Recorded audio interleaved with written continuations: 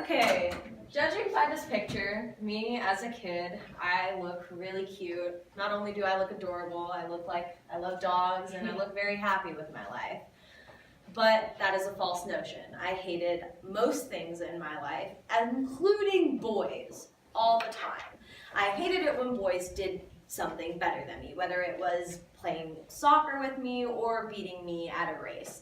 Boys could never and were not allowed to ever beat me in anything in my mind. And my cousin knew my mentality. And so one day my cousin said to me and called me a poopy face for not being able to pee on a tree while standing up.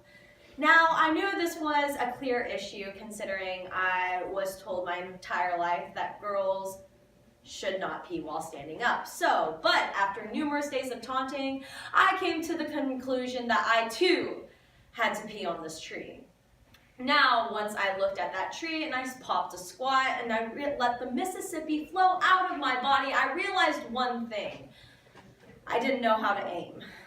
So the mighty Mississippi, instead of going onto the tree, went onto my pants, my underwear, and somehow on my shirt. And then I had to run to my mother explaining how I, a 6-year-old who was potty trained at the age of 2, managed to pee all over myself. Now, whereas this may seem funny to you all, it was actually one of many instances I've occurred in my life of gender roles and certain expectations, whether it was true or false when it comes to my gender and inherently acting within society. And the thing is gender roles are seen everywhere, considering gender roles have been portrayed since the beginning of time. So today I want to look at 3 specific kinds of gender roles. I'm a woman and I experience these issues, and I'm majoring in human rights as well as minoring in women and gender studies. Thus, I feel the need to be able to understand what gender roles and how they interact within the world. So today we are going to look at verbal and nonverbal gender roles by addressing 3 specific examples about how they function and why they are bad. We are going to address issues like unequal pay, gendered language, and hyper and desexualization of the female body. So first, we're going to talk about unequal pay. Now, obviously, by this graph, you can see that that unequal pay is different across all aspects. It's not whether someone is deemed female or male. It also goes behind issues such as race, considering it's not just the ideal 78 cents to the average man's dollar. If you're a woman of color, especially if you are Black or Native American, you see that the numbers in how much you earn are statistically lower than an average white male. Now, this is different across the board, and even though companies like to come out and say that they do it because of maternal leave, that is also a false notion, because maternal leave is something that 1, women cannot control, and 2, men are also very much needed in the process. So not only women should get maternal leave, but also men should also get paternal leave as well.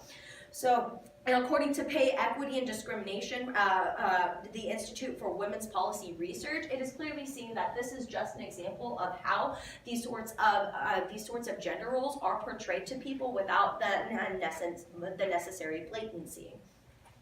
But second, we also have to discuss gendered language.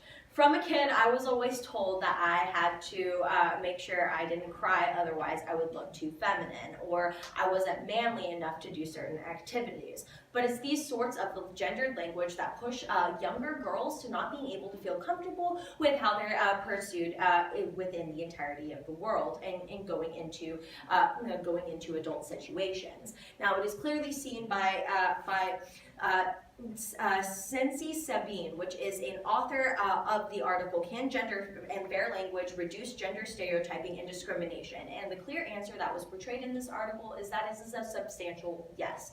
If we were to decrease the amount of gendered language that comes from this very blatant verbal communication that people tend to have when it comes to the younger feminine generation, we can see this massive change in the way women go into the economic society. Not to mention, women are going to feel a lot more powerful and a lot lot more willing in order to go in and create and become CEOs of companies that were originally founded by white men.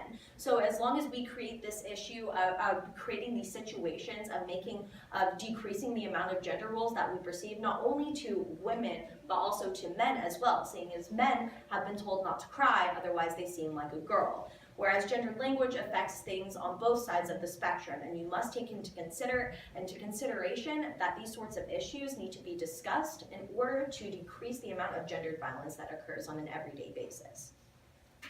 But lastly, we're also going to talk about hyper and desexualization. Now this is one of my favorite pictures in the slideshow, considering the fact that you can see the difference between the way men are portrayed by a certain magazine and the way women are portrayed by a certain magazine. Now growing up in an Indian family, I've experienced this multiple times, seeing as I'm also desexualized and being told to wear turtlenecks because I shouldn't be able to expose my body too much. But then when I go out into the real world and I grow up in a Western culture, I see that this sort of hypersexualization is expected of me. And because of this, you see that there are many people of color in limbo in whether to decide whether or not which side of the spectrum they should fall on.